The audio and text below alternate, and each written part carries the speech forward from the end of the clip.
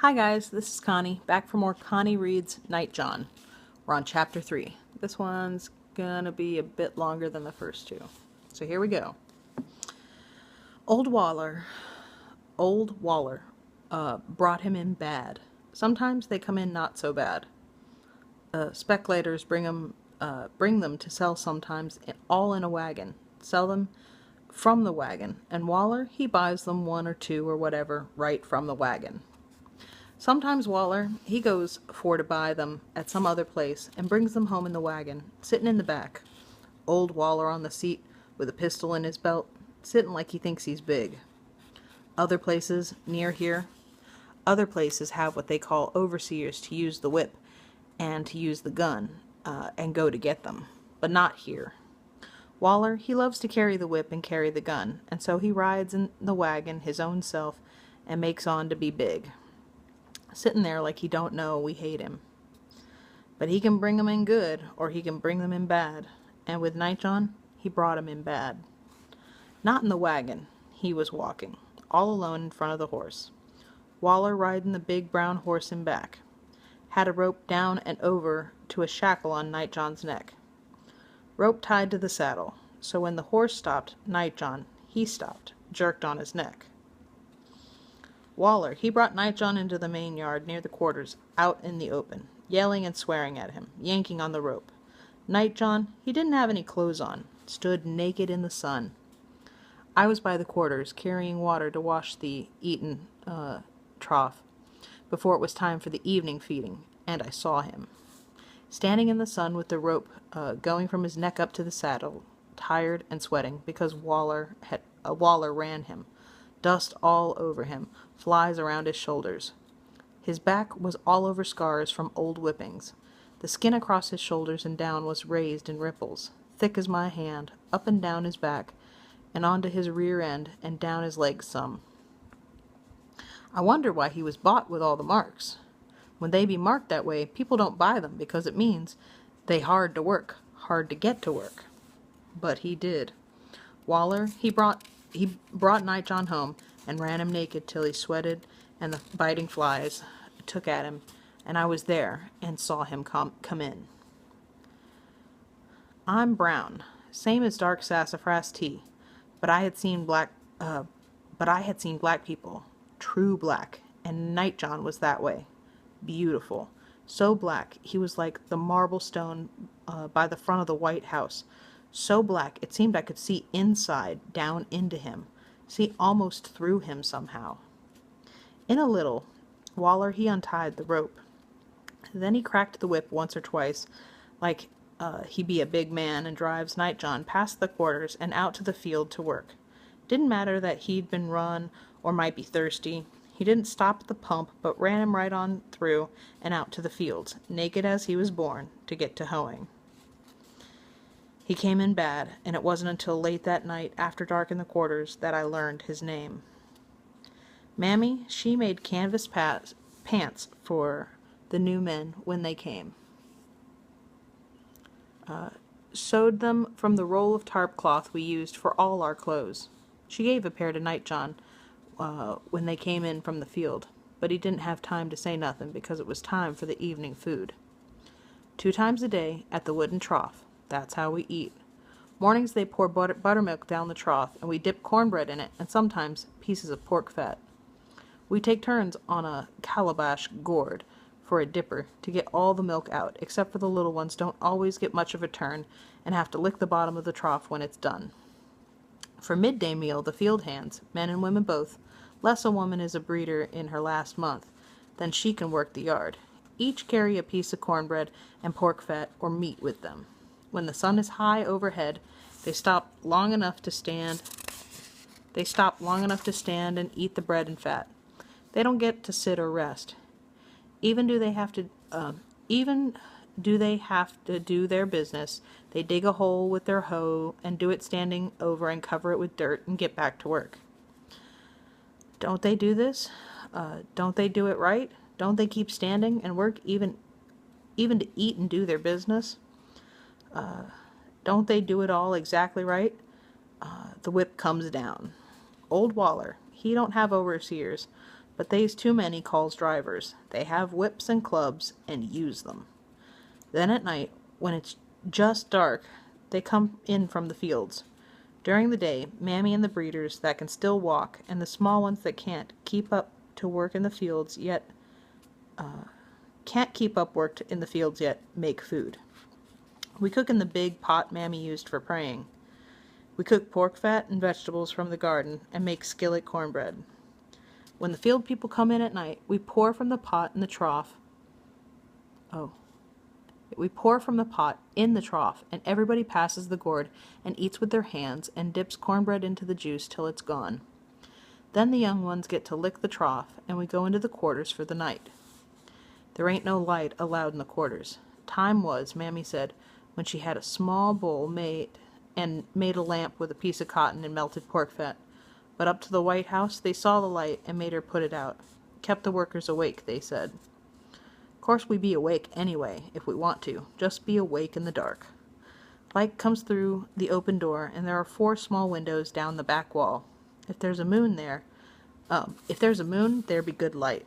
Light enough to see faces and talk, and even if there isn't a moon, enough comes from the stars and the lights from the White House to let us see a little. Those who work in the field are always tired, always caved in with work. There ain't never enough to eat, so they be hungry too.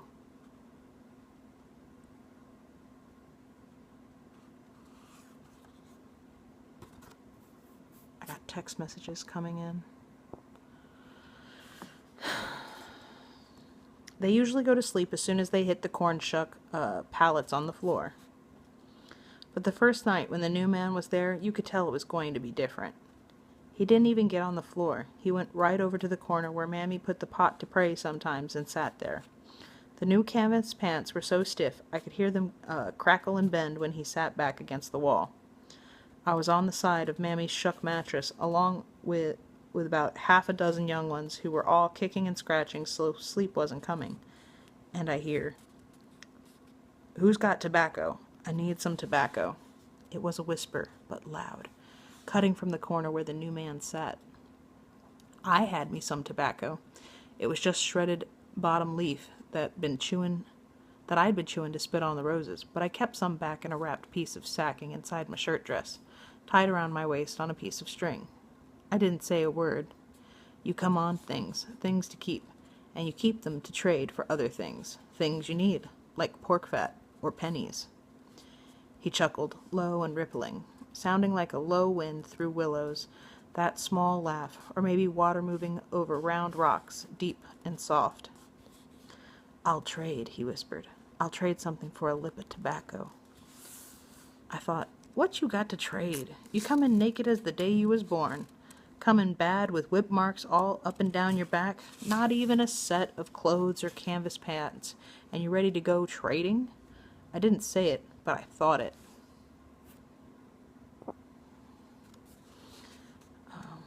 And he liked to read my thoughts. What I got to trade for a lip of tobacco is letters. I knows letters. I'll trade A, B, and C for a lip of chew. He laughed again.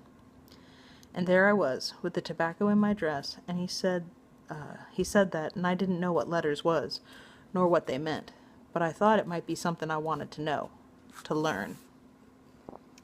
Apparently, my family is deciding to send text messages while I read, so if I keep pressing down at the screen, now you know why.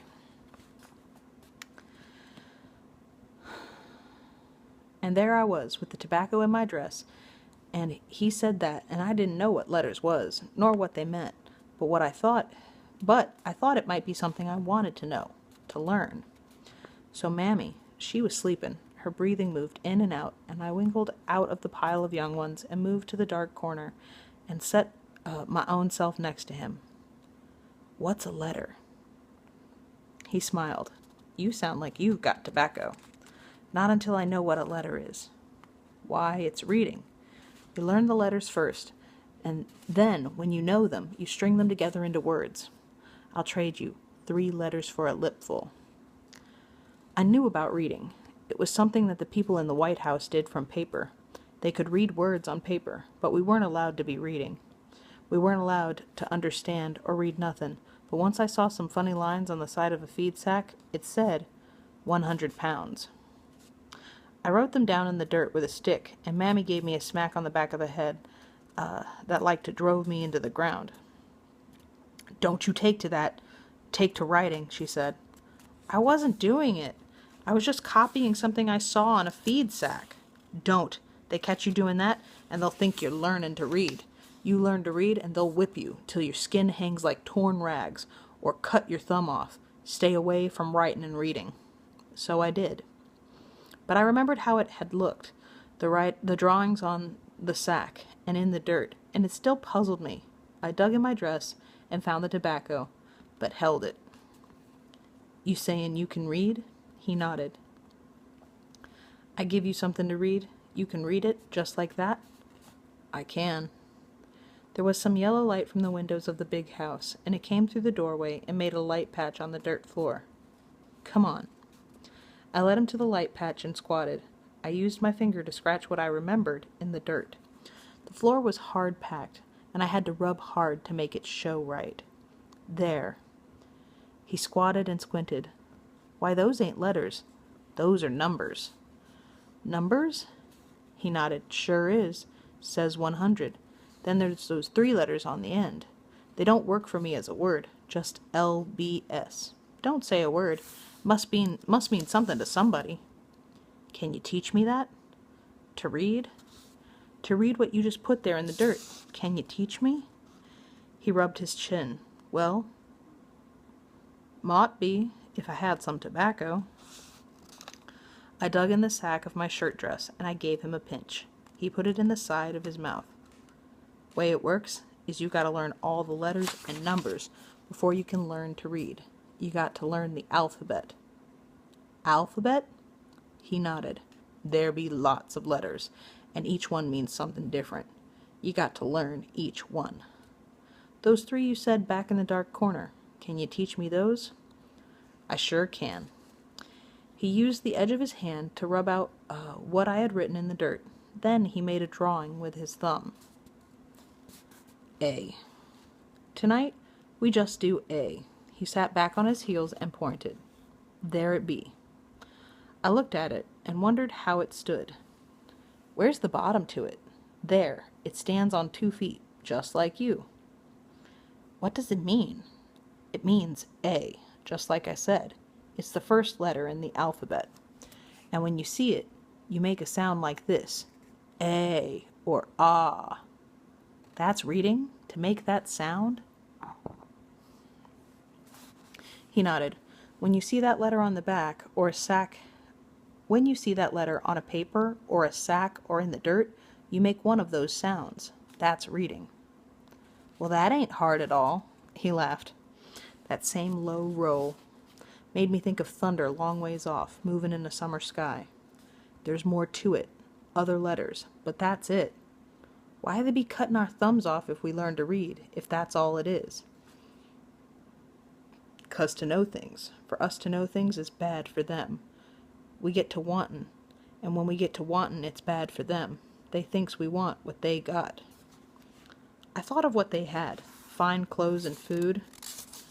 I heard one of the houseworkers say they ate off plates and had forks and spoons and knives, and wiped their mouths like they wiped their butts.